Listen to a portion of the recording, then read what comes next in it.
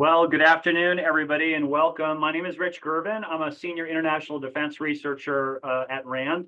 I work broadly across the 4 federally funded research and development centers, but today I'd like to welcome you on behalf of the Personnel Readiness and Health Program that resides within RAND's National Security Research Division. It's really my pleasure to welcome you to today's discussion about the security clearance process and the experiences associated with that. But before we get started, I want to briefly provide just a little bit of context. So if you've been paying attention recently, there's a lot in the news about Trusted Workforce 2.0, about continuous vetting and the changes to our national security clearance processes.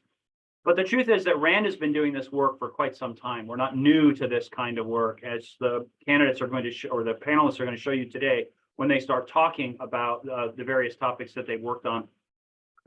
We started doing work prior to 2017, right after the OPM hack. That work was led by Sina Bagley, one of our panelists. And another project that we looked at the value of secrets and the nature of classified information. Against a backdrop of work that RAND had been doing for some time, we made contact with the Performance Accountability Council Program Management Office, or PAC-PMO, and began a relationship that started in 2017. We did that is to say, we've done about 3 projects a year, plus or minus, for PAC-PMO. And so now we're entering our 7th year of work for them. And the breadth and depth of the projects that we've done in this space are pretty remarkable. It's everything from understanding aspects of the process itself, the technologies, the psychologies involved, the actual forms and the people who are involved, to examining generational change or looking at racial bias in processes. So a number of things that have been covered over the past several years. We'll be talking about the specific 3 reports that tie this together just a little bit later. But I'd like to suggest that you can find the bios of our panelists online. But briefly, I'd like to introduce each of our 4 panelists. So to begin, as I said, the person who really brought this work to RAND in the first place in 2017 and has been the leader of all of our security clearance reform work, Sina Bagley. She's a senior international defense researcher here at RAND who works broadly in the national security space, but much of her work has been on security clearance reform and aspects related to that.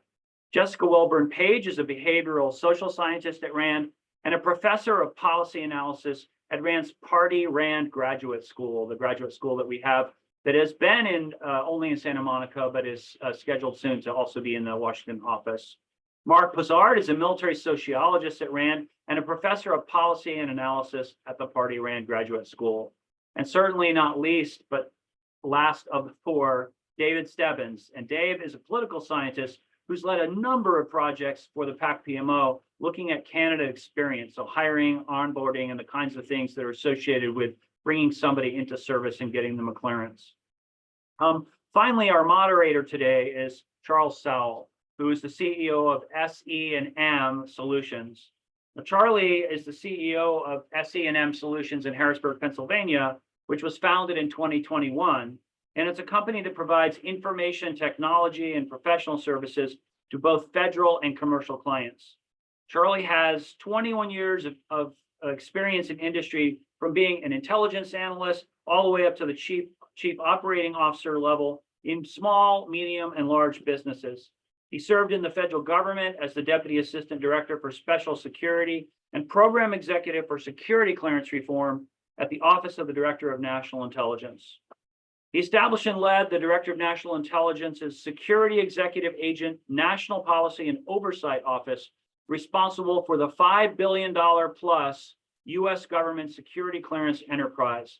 He also served as senior advisor to the DNI for personnel security issues. He was appointed as a senior National Intelligence Service SNIS officer in 2008. And for all of those who are panelists on the talk today and have worked with Charlie, you also know that he's one of the nicest human beings on the planet. So before I turn the mic over to Charlie, I'd just like to give you one brief note, and that is we're going to be taking some questions today. We're going to use the Slido app to do that. So the link details are both in the invitation that you received and on your registration email. We're going to drop the link to Slido into the chat as well. So if you have a question for our moderator or for any of the panelists, go ahead and drop them into Slido for the event today. and we'll get to them near the end of the program. And with that, I'm going to turn it over to you, Charlie, with Rand's thanks. Well, thank you so much, Rich, my friend. It's an honor to be part of this event with you. That bio makes me sound like I'm 127 years old, and I'm close, but not quite there. But really, it's great to be part of this event with some incredible researchers that I know the audience is going to get a lot of information out of. So please remember, as we're going through this, to ask those questions in Slido, and we'll get to those at the end. It's no surprise to anybody on this call that the clearance process has gone through a ton of changes since its inception. And really, back in 2004, under the Intelligence Reform and Terrorism Prevention Act, some of the largest changes started to take place. At that time, the Security and Suitability Executive Agents were created. Since then, there's been a new Defense Counterintelligence and Security Agency formed. There have been many updated policies, processes, and systems. And looking 20 years later, there have been even more impactful changes, in large part due to the leadership of the PAC PMO, probably one of the unsung heroes in the security clearance and suitability reform processes, but that have been central to those changes across government. And I would be remiss if I didn't mention those partners across government that have responded to the call of the PAC PMO and served as partners in that. I think everybody recognizes we still have a long way to go to a completely transformed process, but the dedicated researchers and practitioners like the ones that you're going to hear about today are helping get it done. And to start things off, I want to start with Sina, my dear friend, who I remember hearing many years ago talk about security clearance issues from a RAND perspective, and I was just amazed at the quality of the research and the incredible presentations that you put together. You and many of the researchers on this call, Sina, have worked on very different projects when it comes to security clearance reform. Would you mind giving us a sense of the type of work that RAND's done in this realm, particularly over the last couple of years? Yeah, absolutely. Thank you, Charlie, for that introduction, and no pressure on that presentation. I'll do my best. This has been a really exciting, interesting growth area of research for RAND. Exciting for me anyway, but I find the subject matter quite fascinating. Part of the reason I think it's been so interesting at RAND is, as you see even from this panel, we're not kind of one type of person or one person that focuses on one slice of this. It's really been very interdisciplinary with the people and the backgrounds that we have: sociologists, behavioral scientists, economists, people that are prior government service, PhDs, you name it. So it's been really, really exciting to be able to bring the different resources to bear that we have, having an organization that is so broad in the type of expertise that we try to bring. So as you know, with the Trusted Workforce effort kicked off in 2018, you mentioned it, Rich mentioned it. Shortly after that, we really began, in earnest to work in this space. And so some of our early research, Rich alluded to a couple of them, looked at like one piece under both Mark and Rich, looked at investigative adjudicative processes and guidelines for security clearances and the potential impacts that differences in generational behavior and perspectives may have related to that, especially related to recruitment and retention of younger generations. Another area looked at new interviewing methods and their potential to detect deception or lies as part of the interview process. But other more recent efforts have focused on kind of the Trusted Workforce Initiative itself more broadly, including improving the efficiency and the effectiveness of personnel vetting, newer areas like continuous vetting of individuals in lieu of periodic reinvestigations every 5 to 10 years, and the idea that the potential as red flags are or national security risks are able to be caught sooner and addressed or mitigated as appropriate. So it's a really important space. It's a space bringing kind of modern perspectives, technology with a kind of customer experience or candidate experience combination. So there's a lot of work being done here, but a lot of changes. And so a lot of room for assessment, research, and evaluation of impact. And so that's where RAND has really pursued this broad research portfolio in this space that's really touched on the spectrum of personnel vetting and security clearance reform issues. Awesome. Well, you hit on Trusted Workforce 2.0 again, and you are all really closely monitoring what's going on with TW 2.0. How do the research topics that we're going to cover today relate to what the government's doing in those personnel vetting reform efforts? Yeah, so one key part of Trusted Workforce 2.0 is this idea of modernizing information collection from individuals while improving the candidate experience, or the person who's going through sort of the vetting side of things, their experience. And then also the strategy, the implementation strategy put out by the government talks about adhering to principles of fairness and equity in that process. So all of these studies that we're talking about today, the 3 that have come out over the last year, relate to this area, how applicants and current clearance holders experience the security clearance process in ways that experience might be improved. So one report that Mark led in conjunction with myself addressed online information and misinformation about security clearances, right? And how that information can help or hurt the recruitment of prospective candidates and what the government can do about it. Another focus on improving the candidate experience. So you heard from Rich Curvin and you see Dave Stebbins on the line. They really shepherded this project in improving the candidate experience in the personnel vetting process, in particular regarding engagement and communication with candidates. So once they apply, their status isn't a black hole of information until an adjudication or a denial of clearance comes out, right? It is information, sort of a status check over time, or the hope is that communication flow is there. And then third, both Jessica Page and I tag team the topic that addresses what factors, both the structural and the human elements of the security clearance process. So there's sort of the paperwork, and then there's the human judgment factor in the process. What elements of that have the potential to contribute to bias or sources of inequity when it comes to race or gender or neurodiversity, and looking at that for areas where the government might delve deeper and consider other actions that it might take to ensure that the process is equitable moving forward, and in how they experience the process. So in the end, the goal of the security clearance process, right, is to get trusted individuals in the door executing the national security mission, whether it's as a government employee or a contractor from industry.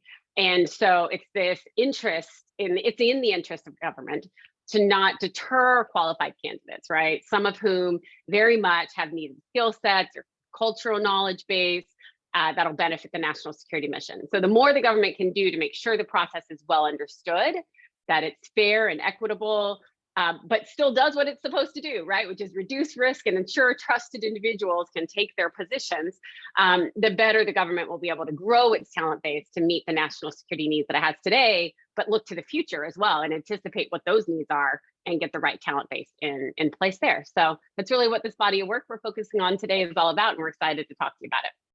That's a fantastic overview, Sina. Thanks so much for that. Sure thing. We're going to start with one of the cooler topics, and it's misinformation online. And Merrick, your study looked at misinformation and misperceptions online when it comes to the security clearance process, and how that really creates a challenge for the applicants.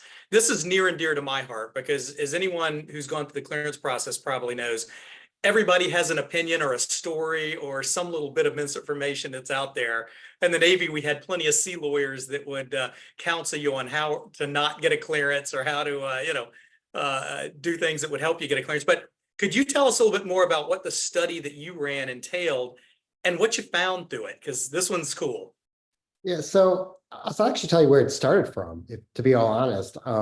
I had a buddy of mine who was going through the security clearance process, and we'd go out for a drink at the bar, and he was convinced if he had more than one beer, they'll find out and he would be denied a clearance. And so for about a year, he refused to ever drink more than one beer when we'd go out to eat.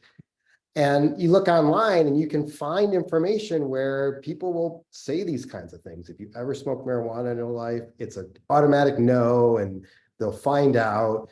If you ever took an extra bag at Lowe's, they'll find out, and it's an automatic rejection.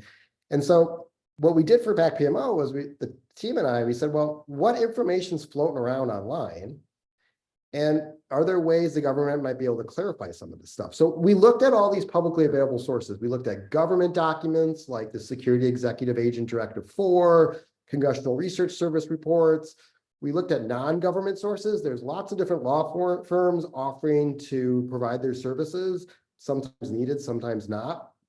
We also looked at online data. We looked at forums such as Reddit, Federal Soup, and Clearance Jobs blog. And we said, well, what are people saying?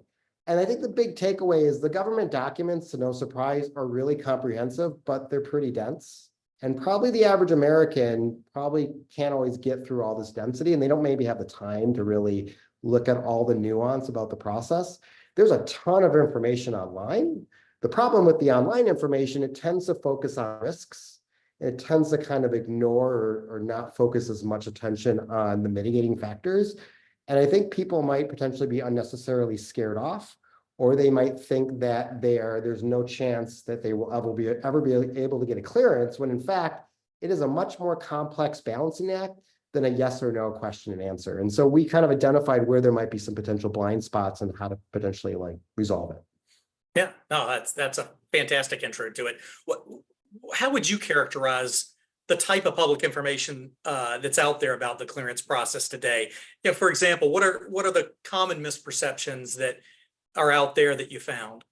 Well, take the SE 84, the Security Executive Agent Directive 4 as an example. They list risks and mitigating factors, but vast majority of people tend to focus on the risks, which we know is kind of where one's attention would be. I think that people mistakenly believe that the process is a lot more less forgiving than it actually is. We all carry risks in our life. Everyone on this call carries some type of risk in our life. The question is it an acceptable risk for the US government? And there's a whole list of factors that can mitigate that. I have relatives, the example I use is I have relatives that live in the Philippines. And I remember during one of my interviews, someone said, "Do you know who Cinderella is?" And I said, well, "What? Who's Cinderella?" And they kept saying it. I was like, "Cindy? That's one of my wife's cousins." It's like, her name's Cinderella. And it's because she lives in another country and or she's from another country. And that's not an automatic problem. That's just making sure that the government can assess the risks appropriately. And I think a lot of times people get alarmed that the risks are out there and being explored, but that's a perfectly natural and responsible part of the process. The issue is, how do you weigh it against other factors? And I think we just have to remember that the government's weighing a lot of different pieces of information, and it's not an automatic yes and an automatic no in any way, shape, or form. That makes a lot of sense. When I was at ODNI, a big issue that came up was question 21, the mental health counseling. And there was so much misinformation out there, not just online, but in the common, kind of hallway chatter about if you got counseling, you'd lose your clearance right away. And I think that goes exactly to what you were talking about. And we wondered, how do you stop this type of stigma? How do you counter that? And with everything that's online today, do you see that? Is there any value in seeking out information about the clearance process online? And what about social media? What role does it play in that information versus misinformation when it comes to the clearance process? So the thing that we actually assumed there'd be a bunch of falsehoods and misinformation online, that's actually not the case.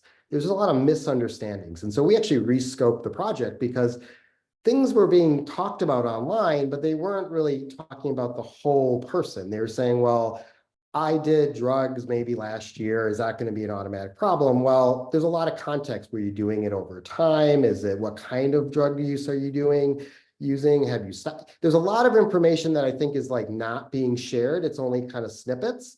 And so when you see this type of content online, it's really important to remember that there's a whole person concept that is driving this process. You're not seeing the whole person on Reddit. You're seeing a snippet of their life, and you don't know the other things that might be going on that an investigator is going to be looking into. And so I don't think it's a problem to go online. I think it's natural for all of us to want to kind of seek out information and crowdsource it, which I think can be productive. But balance it with what you don't know and recognize that people aren't talking about all the things in their life. They're not unloading their life history online. They're talking about snippets and areas where they're concerned about. So weigh what you read online to other types of information is probably the best route to go. Good advice. Good advice. So what does RAND recommend the government do to basically bring better clarity to the process for the applicants? The content they produce is great, but it could be more accessible. It's kind of simple. It's not a super expensive solution, and I think that's kind of important about it is if you take things like the SC-84 and other types of documents that are produced, how do you translate that for a lay audience? And that doesn't mean you ignore the detail, but how do you distill it out so people don't unnecessarily get freaked out? Yeah. I think there's a value in tracking online information and seeing what kinds of things are percolating up, because society changes, different issues go up and down and pop up and down, and you want to be able to address it before it can get out of hand. Because what's actually really bad for the government is if someone lies and they have to spend more money trying to figure out why they're lying and what they're lying about, it's not good for anyone involved in this process. And then finally, targeted outreach might go a long way. There are platforms where people, we have it listed in our report, where they're seeking out information. Can the government be more proactive in engaging that conversation within limits? Now, obviously, the government doesn't want to just unload on how they do the entire process, because there's value in keeping some of it not as publicly available. But I think they can engage the public in a way they can bring down the temperature so people aren't either not applying for positions, lying about things on their SF-86, or just freaking out and being worried when they don't have to be. Yeah. Well, thank you, Mark. We're going to shift gears a little bit and move to what the clearance applicant sees in the process. And we'll kind of cover what the positive candidate experience is. Dave, switching gears over to you, why should the government even care about providing a positive candidate experience during the vetting process? I mean, isn't the vetting process supposed to weed out the weak? Yeah, thanks, Charlie. That's such an important question, and one that I think really is cross-cutting with many of the other points we've heard about today. And I think one that is often overlooked, right, when thinking about holistically improving the vetting process. And I really believe it comes down to probably 3 or 4 fundamental considerations that we should be thinking about within the context of personal vetting in the national security workforce. So the first is, do we want to attract, hire, and retain the best possible national security workforce? And I'm using these words, attract, hire, and retain purposefully, because this is exactly how the private sector performs many of its hiring and screening processes, or even when they're thinking about gaining customers for a particular product, right? So, for example, one of the classic business models, and spoiler alert, I'm not a business major, so may get a couple of digital vegetables thrown at me, but companies first want to create awareness about their particular organization or brand in order to attract specific populations. And then after that, I want to understand how, understand those particular mechanisms that may tip individuals from passively considering something, whether that's a product or good, or in this case, a job with the US government, to actively converting that individual into a customer and then retaining that customer as long as possible. So I think there's a lot of parallels here with the personal vetting process. The second consideration is, do we want to ensure that folks are well informed throughout the entirety of the vetting process? And, I'm sure everyone has a story or two about their experience with this. One brief story that I'll share is I applied to a government organization in 2009. I didn't hear anything for almost 3 years. And then when I did hear from this organization, it was a Survey Monkey email asking whether I was still interested in the position with a yes or no checkbox. So you can probably imagine which box I checked at that point. But one of the things I wanted to point out, and this was actually from one of our interviewees on the Candidate Experience Project, and it really stuck with me, was that we might consider the vetting process, whether you're going through initial vetting, receiving an upgrade in trust, having organizations transfer your trust to another organization, but treating these processes and the end result as if you're waiting in a line for a Disney ride. And what I mean by that is, imagine these very long zigzagging fence lines. You're just kind of standing there, right, in the Florida sun and heat, and wondering how long this is going to take until you can get on that ride.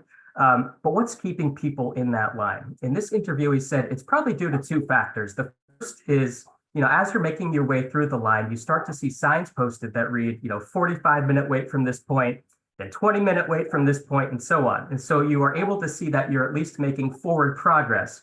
And that begins to put you a bit more at ease, right? Or it starts to at least serve as a retention tool.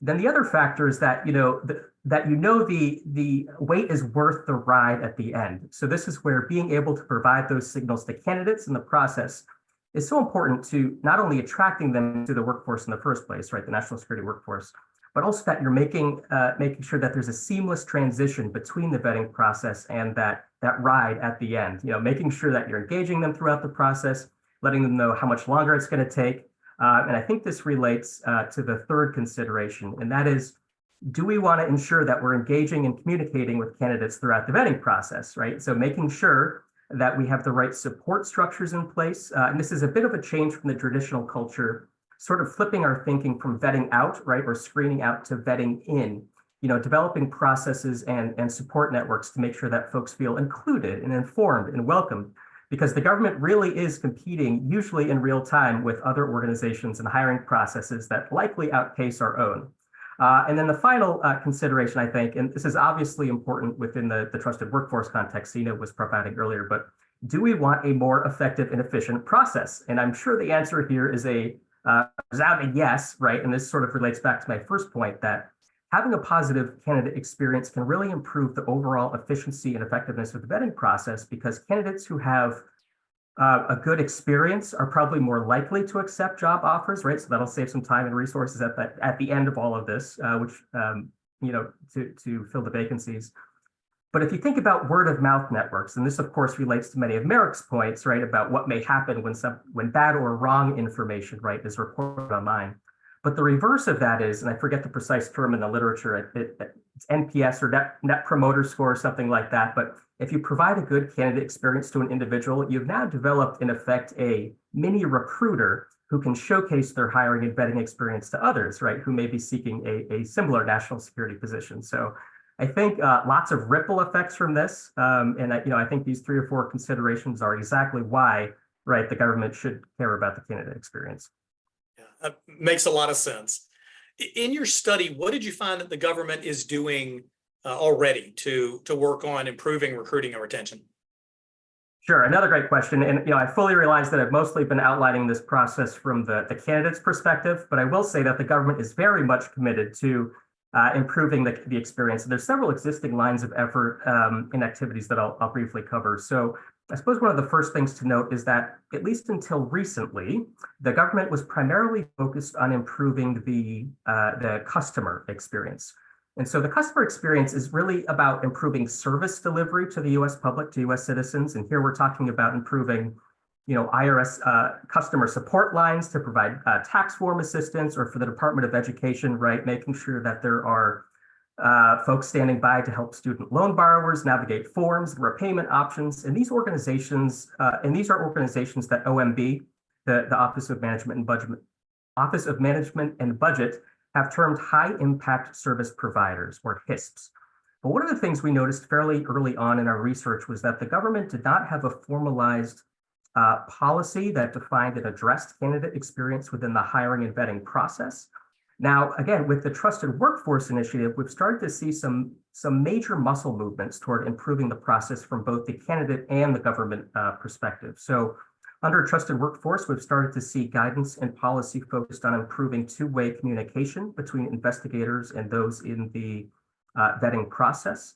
For example, OD&I and OPM released the Federal Personnel Vetting Engagement Guidelines in 2022.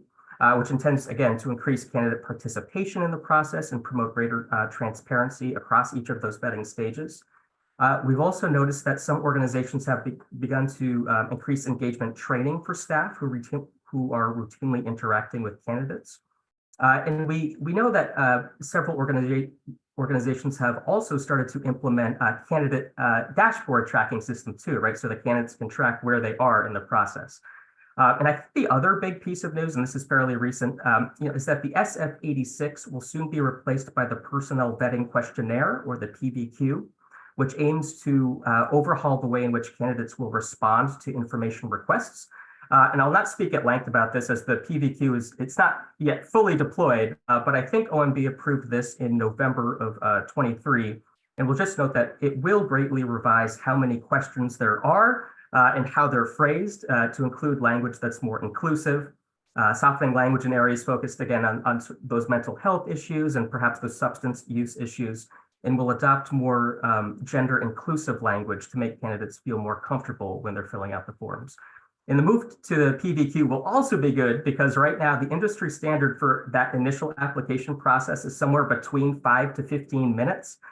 So this is a good move, because this is, again, what we're competing against in the private sector. And so I think those are some of the key activities that the government is pursuing to create a more positive experience at this time. Yeah. Dave, you hit two areas that are particular favorites of mine. One was the background investigators led by Mark Sherwin at DCSA had shared information with industry on the status of background investigations and the status of what was then a backlog. And it really created a partnership with industry. In addition to awareness, what could industry do to help? The other one that I love is what Matt Eanes calls the pizza tracker, right? And that's where the applicant is. So thank you for highlighting those two areas, because those are personal favorites of mine. We're gonna shift gears again and move over to one of the hottest topics in government and industry today, and that's a diverse and trusted workforce. So Jessica, switching gears over to you, your report talks about the potential for bias at different parts of the security clearance process. Could you just start us off by talking about a couple of the key areas where you see bias and where it could enter the process?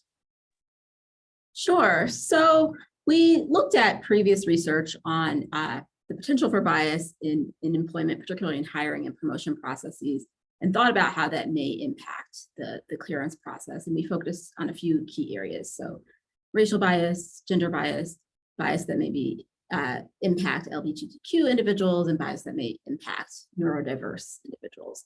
And so previous research has shown that these factors can have an impact on how employers see people in the hiring process, and then when they go out for promotion. So that can be parallel to how we think about folks who are going for security clearances. And so we did some literature review, and we did some interviews to look more closely at how this may impact the process. And we identified a couple of key things. So first are structural issues that may impact the clearance process. So things that sort of exist based on a candidate's positioning, how their background may impact how they're positioned in the world around them, that may then shape how they are perceived in the clearance process. So an example might be, for example, that we know that people of color just face more financial obstacles in the US statistically. That's not everyone, but on average, there may be, for instance, people of color have on average higher student loan debt or higher unsecured loans on average. And so we know that financial investigation is part of the clearance process, looking at one's credit report and finances. And so that's something that structurally can be important to think about when we're assessing different experiences of candidates from diverse backgrounds. Another structural issue that we unfortunately have to think about is the criminal justice system. And men of color, particularly African Americans and Latinos, are much more likely to have had interactions with the criminal justice system that may honestly be no fault of their own. And so that's important also to keep in mind in the clearance process. So those are kind of structural things that have to do, again, with how one's background shapes their position in the United States. And then there are other sort of, we'll say, whether they're conscious or unconscious, but subjective biases that arise, or that can arise, particularly in the investigation process. Assumptions you may make about somebody based on the way that they look, or their name, or the fact that they have family members that are outside of the United States. And again, it can be conscious or unconscious, but that can impact how potentially someone evaluates a candidate about their trustworthiness. And so both of those things came up in our interviews with respondents. And again, these aren't things that necessarily the investigator sets out to, or the process sets out to penalize people for, but they are things that can arise. Yeah. I think back to the whole person concept, just those words, and how the intent is to look at people as individuals, but bringing in these potential biases adds a whole different level of complexity and potentially good outcomes to that whole person concept review. What else do you recommend that could reduce the potential for a bias or any other inequities that you saw in the clearance process? So one of the things we discussed is the need for potential revisions to the SF-86 and other clearance forms, and Dave already talked about those pending revisions, so I won't spend as much time on that. But making sure that the forms use inclusive language, that they're identified, or potential biases are identified in the way that questions are reported on the form. So that's already in the works. Another thing that we recommend is diversity training, perhaps a more comprehensive diversity training for anyone who's involved in the clearance process, particularly investigators. We got, I think, mixed reports about the type and the quality of the training that people receive. So making sure it's consistent. And we know from research on diversity training that some is more effective than others. Forcing people to sit in front of a computer and go through a module for 4 hours is probably not the most effective form of diversity training. So finding different ways to get people to think about bias that helps them to buy in and feel not that they're being penalized or that they're being attacked, but that really just trying to make the process better. So, and in addition, we recommend the need for potentially collecting demographic data in a separate form that can then allow for the tracking of any potential bias that may weigh into how a candidate is valued. All right, so you just kind of touched on my next question, but it's that data focus. Yeah. And there's a real challenge in the clearance community of, if you present certain data, you're creating the potential for bias. And if you don't present that data, maybe you're being more fair. When you talk about the challenge of collecting data so that you can analyze whether or to what degree there might be bias and inequity occurring, could you just tell us some more examples of that? What did you find in the study? And what do you recommend? Like, what data is appropriate to collect and share as part of this process? Right, so we recommend that the data be collected separately. So it is important to know whether or not the race of a candidate, for example, impacts whether or not they end up getting a clearance and their experience in the process. It is also important to know, for example, whether or not someone's sexual orientation is going to impact whether or not they get a clearance or their experience in the process. However, it's also important to keep that separate from the actual vetting. So we recommend a separate data collection so that can be tracked later, because what we found in the study is we have a lot of anecdotal examples. So we interviewed DEI professionals, we interviewed people who are involved in the clearance process and have a lot of experience with it. And there were certainly a lot of anecdotal examples of potential incidents where bias impacted how a candidate was treated.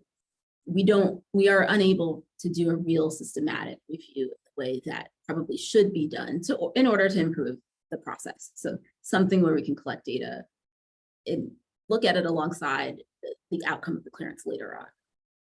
Jessica, it's funny. I had the opportunity to review this particular study, and I remember vividly getting into maybe not a heated discussion with Sina, but being adamant of, if you collect and present that data, you're going to bias the process. And that's exactly what you don't want to do. And the way you described that, of keeping the data separate, but having the data so that you can really review it and see what the outcomes were really based on, I think is a key takeaway it should be a key takeaway for everybody. But Sina, I vividly remember those discussions. Since you invoked my name, I'm going to pipe up. No, the only thing I would say with that is, and this is something we encountered over and over, I know the intent with the government was not to collect some of that data from the get-go, like race, for example. But it's not that it's not knowable when you're interviewing an individual, right? It's not that an investigator doesn't know that, or an adjudicator, or gender is collected. And that becomes a whole other issue where someone's gender by birth may be different than how they appear. And then again, the potential for biases there, or at least in an equitable experience, right? We don't have the data to say that adjudicatively these things are relevant, right? Or the outcomes, someone did or didn't get a clearance because of this. We do have anecdotal data that says someone left the process because of how they were treated, or those kinds of things. And we do have sort of information that says investigators do know this information, even though it's not collected. So I think the difference is what we're talking about is a voluntary, like a person voluntarily providing that information in an anonymous way that could essentially be correlated down the line to look at these outcomes, whether you lost someone in the process, whether they got the clearance or not. It's not an easy piece to kind of implement. We didn't have the resources to kind of go down that. I know the government has thought about some of this and is trying to look into what you can do. But Charlie, I think the biggest thing we talked about is not having the security professional be the one that's responsible for this analysis, which is you wouldn't want anyway, because you want a completely objective kind of party looking at the full picture and just seeing, are there things that need to change? Not trying to get, focus on individual judgments, but recognizing sort of systematically, is there an issue? Because we heard plenty of times people say there's no issue, why do we need training? And then we had other people say there's absolutely an issue, but we can't point to it because we don't have data. So our Right. point was, get some data to be able to really pinpoint what might be helpful in this space. Absolutely. The way that you and Jessica not just framed that and teed up the discussion and the research in the paper, but also the way you just described that is why I turned my head around on this topic. I was a firm believer in, no, you don't inject that data into the process. And when you say you don't have to and you shouldn't, but collect it so that we at least know as we go through the process what's happening, I think that's a really fantastic recommendations and outcomes. So thank you for Thanks, that. Charlie. And Cool. and I'll also say one last piece on that is that, this study came out when it finally got published. The government's actually been taking a lot of actions in this space already, right? So the PVQ Dave mentioned as one of them, and Jessica alluded to, right? The changes that are being made there, both to make it more plain English, but also inclusive, and also address some of the mental health questions and issues, which again can be a nexus with the neurodivergence piece. So that's a really big plus, but also in training, right?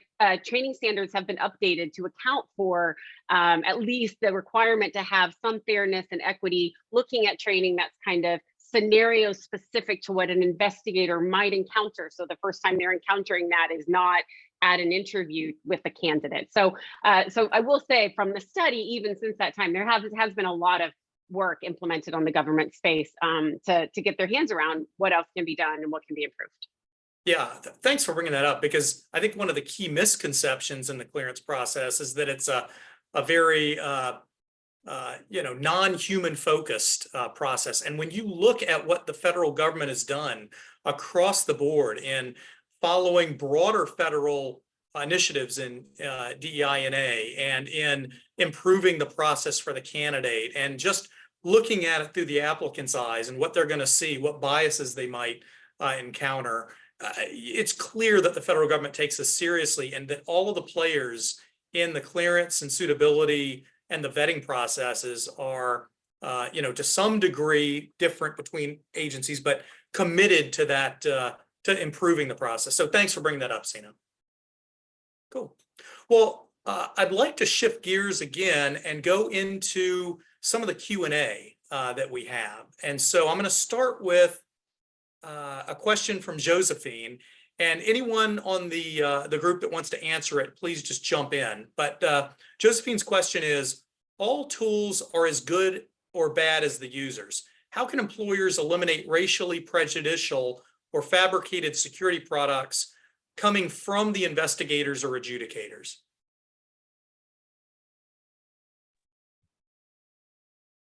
Yeah, so this is an interesting question, partly because when you look at technology that the government has sort of prioritized, I think maybe this alluding a little bit to like AI, ML, right? That's one of those questions, the technology space. And so the government's been looking into what it can do, how it can employ those capabilities in personnel vetting to make it more efficient and all of that. But there's also an element, as we talked about it, that you need a human in the loop if you're going to make a human judgment about a human person and make it kind of individualized. So I don't know how much of that is actually fully deployed when it comes to the investigators and adjudicators. And certainly have any of my colleagues jump in that want to answer this. But I think what is important is, as those things are being developed, that has to be a category, a space that the government is thinking about. And it's related to what we're hearing in the news plenty right now when it comes to AI and these potential for misidentification or biases or all of these things. So it's a really important space when you talk about technology combined with bias. Excellent. I have a question from Anthony. How do you see the continuous vetting process under Trusted Workforce 2.0 apply to psychological conditions, SEED 4 guideline I? Yeah, this one I'll jump in on as well, just with the Trusted Workforce and CV. I mean, so CV, to the degree that folks, kind of know what that entails, there's all different checks that kind of come as a part of this. There's automated record checks, Can involve kind of criminal history, financial checks on either a regular basis or time-based. You have information coming in from your employer or security office if there's like issues that need to be resolved, and there's sort of a whole process that goes into identifying issues, clearing red flags as part of that. When it comes to the mental health question, there's two components I would address. One is candidates or employees, I'm sorry, periodic reinvestigation is going to go away, but employees are still going to be expected to fill out the SF-86, which will soon become the PVQ, right, every 5 years. So there's still the expectation that you're providing information as part of that process on a 5-year basis, which will include the mental health component of the question as it relates to psychological conditions. There's also real-time reporting that's required. So there's a whole list of reportable items from the government. And as part of that Security Executive Agent Directive, there are certain things that will trigger reporting. So if it is one of those items that need to be reported by an individual, that individual would be reporting it. It's not that, your psychologist should be reporting something that they're not supposed to be reporting and breaking, confidentiality. But an individual, if there are certain things that are kind of in that list of what the government's concerned about, they need to report. The issue is mental health has always been a big question of what do I report? What's going to get me in trouble? As you mentioned, right? The therapy aspect of things and the government wanting to encourage people to get therapy when they need it, but know if there are true conditions that could present risk factors to national security in the end.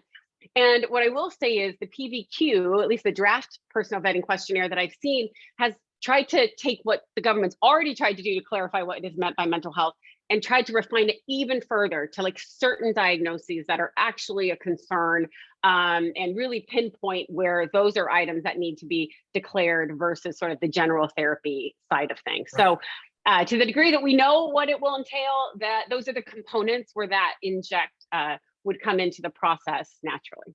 Yes, that one gets to like one of the big myths in the clearance process is that if you report you've got a mental health or a psychological condition, you're going to lose your clearance. And in fact, the adjudication data definitively dispels that myth. That it's an extremely low number of cases that are the folks that have their clearance denied or revoked because of that. So thank you for bringing up that point. On misinformation, Dennis asks or says misinformation is often exacerbated by an opaque and subjective adjudication process. What do you think the appetite is within the U.S. government to be more transparent? So you're right. And I think if you talk to anyone in the government, they want to be more transparent. I think when risk factors come to public attention, I'm just thinking of some of the recent leaks, there's a natural tendency to kind of cut back on that a bit. And quite frankly, I would do the same. And I think there's this balancing act of trying to test out ways to be transparent without essentially opening us up to unnecessary risk. And so if you look at government leaders, they're kind of in this kind of a rock and a hard place where there's a real need to be transparent. They want to be transparent. They want to engage the future workforce to ensure that we are recruiting the best and the brightest. But we also have to watch out when these major risk factors come to public attention, and even when they don't. And so I think it's one of these things where you kind of, crawl, walk, run. In some cases, what we recommended in our research was, how do you take what we already have and just simplify it? And in some cases, like I sometimes tell my teams at RAND, draw me a picture. Talk to me like I'm a golden retriever. Not that the American public is like a golden retriever, but how do you distill down this complexity? And I think that's a first step that can be done. But I think we have to just recognize that the government leaders are in between a rock and a hard place in many cases. Yeah, that's a great way to put it. Noam asks, because of misinformation, what sources are out there that are credible and recommended? Does the U.S. government utilize social media to clarify some of these topics? So they do in some cases, right? So there's official government documentation that we reviewed in our work. And you can see there's Twitter accounts, but they're like most government Twitter accounts. They're not going to be like the Twitter accounts of like Burger King, for example, which can be kind of funny and kind of quirky.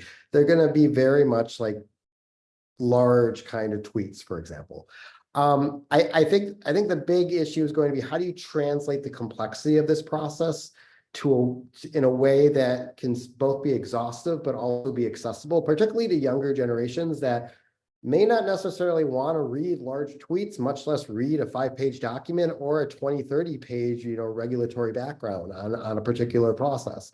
And I think that's going to be the big nut to crack in the future is how do you distill this down in a way without adding to more falsehoods because you're omitting things that needed to be said in the beginning. Yeah.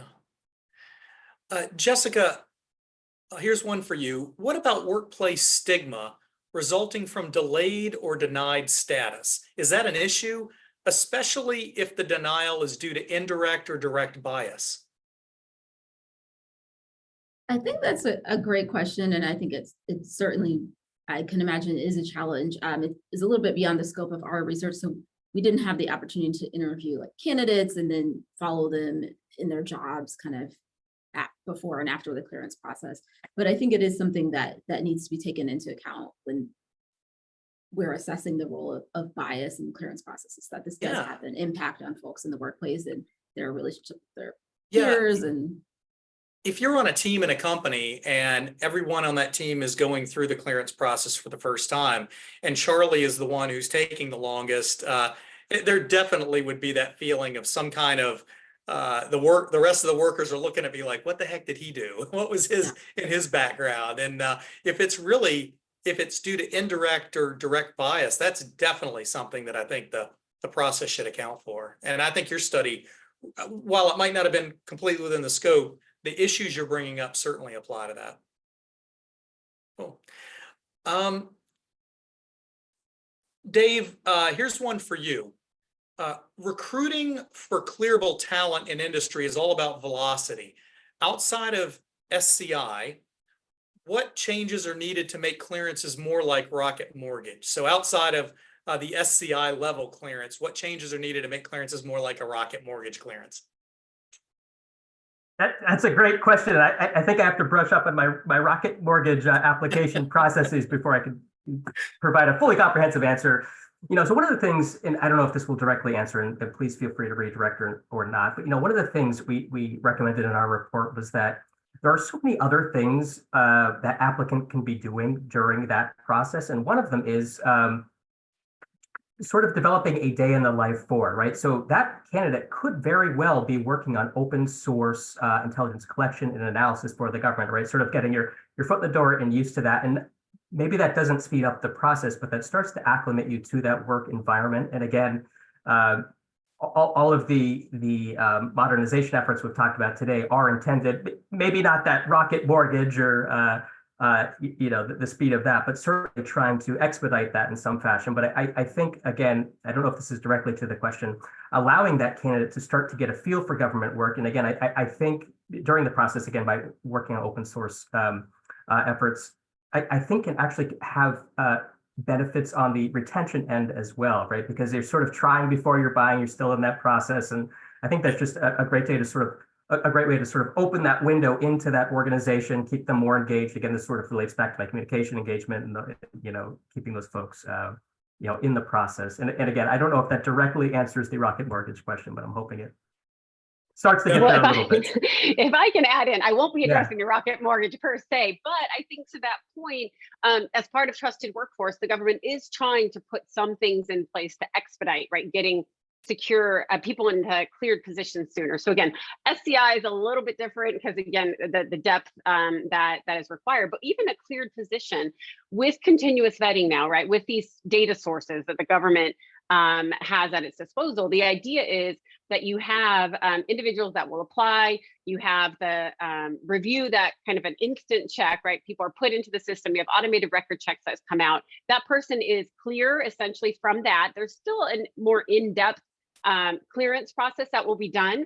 But in the interim, it's what used to be called interim clearances, and there's a little different name to it now. There is the possibility in some agencies for individuals to start working kind of with maybe a secret level, let's say, work. But that's in some agencies. There are, for instance, I see agencies that their entire agency is located in a, a very secure facility that wouldn't have as much of an ability to have individuals work unclassified or work on secret material in an SCI space. So there's a whole bunch that goes with this. But I will say that that is part of the intention of the trusted workforce effort, is to allow more of the population to be identified as trusted. And the logic behind that is, once you get someone in, they're in continuous vetting, which means you're seeing in a real time if there's threat. They're using government systems where there's continuous monitoring on that individual. So to some degree, you get them in the system, you see better than you would have seen otherwise the risk factors someone may present as you finish up their clearance. Sina, I know you're so well versed on things in the clearance process, way beyond just the studies that we talked about. In a more general question, do you see improvements in security adjudication timelines? The person who asked was anonymous, but they asked, there seems to be cases of people waiting 3+ years. What are you seeing and hearing from the government in terms of adjudication timelines? Yeah, so the government has reported essentially the improvements, right, in the timelines and the backlog and all of those things over time.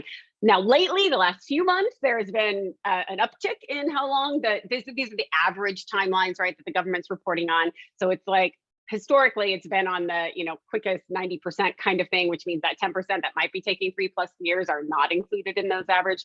So there's two pieces to that. One is, so yes, the government is being quicker, right, about the full process, and the IC is actually, the intelligence community is actually pushing to have people in a kind of finite time frame, expedited and able to join for the majority of staff.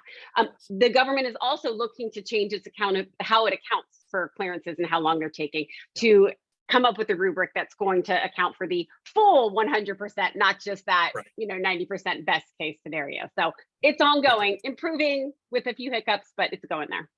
Yeah, and I know that moving to 100% reporting is part of the PAC PMO plans. And I also know that DCSA's adjudicators have been meeting the timelines and have really been facilitating reciprocity actions, sometimes in as quick as 3 days. So I've seen from the DCSA side of the house dramatic improvements and steady work on that. But I think this still goes to perception. People perceive the system takes very, very long, even though it actually has been a lot more expeditious. That's because many of us went through the older system too, but yes. Right, and all it takes is one friend who has that 3+ year wait. And, just like Dave, you were contacted 3 years after your application, and that just doesn't help myth bust. So that's good. Well, I'm gonna just end the event with a lightning round question, because we've got really talented researchers here, and you guys have done phenomenal studies. If you had the golden ticket from Willy Wonka and can do any research study that you wanted to do, what would that research study be? And Sina, I'll start with you and then go to Dave, Merrick, and Jessica. I was just going to defer. Everyone's heard from me plenty, but no, for me, again, the model, the structure, all of that matters so much. So I think looking just over time to see whether the changes promised are kind of creating unintended consequences that need to be addressed and resolved. And again, I think that's part of what government is trying to do. But I think that study combined with those changes over time and technology and where that's going, the combination of those two, I think, is going to be a really important space moving to the future of personnel vetting. Excellent. Dave, how about you? Sure, thank you. I think a great next step would be to start thinking about some candidate experience metrics that go beyond the traditional Likert scale, the 1 to 5 star ratings, right? So trying to see at what points in the process we might be able to start deriving some candidate feedback data that we could then use to improve or target particular process choke points, or to serve as an indicator for, hey, we really need to ensure we're keeping the candidate well informed at this stage, because this is where we're losing a lot of folks, right? So I think that would be a really interesting, great next effort. Love it. Merrick? I think it'd be really interesting to look at what other countries are doing in terms of all of these studies. So what is Canada and the UK and the French doing? Because these are allies that we're going to have to work with in terms of intelligence collection and analysis and various military operations. Great one. Now, on the flip side of it, what are our adversaries doing? Yeah, right. Absolutely. Jessica, how about you? I enjoyed the opportunity to talk with candidates more during the process and after Yeah. the process about experiences with bias or perceived bias from their perspective. I'd like to hear more about that too. That's fantastic. Well, to the audience, I hope you've seen how much of a service these researchers and RAND are doing for our country, particularly in the security clearance process. This has been incredible. We really appreciate your time and sharing your insights and your research with us, and we anxiously await your next report. So thank you for giving us the opportunity to share your thoughts and insights. Thank you, Charlie. Thank you. All right. Thanks so Thank much. you, audience members, for dialing in.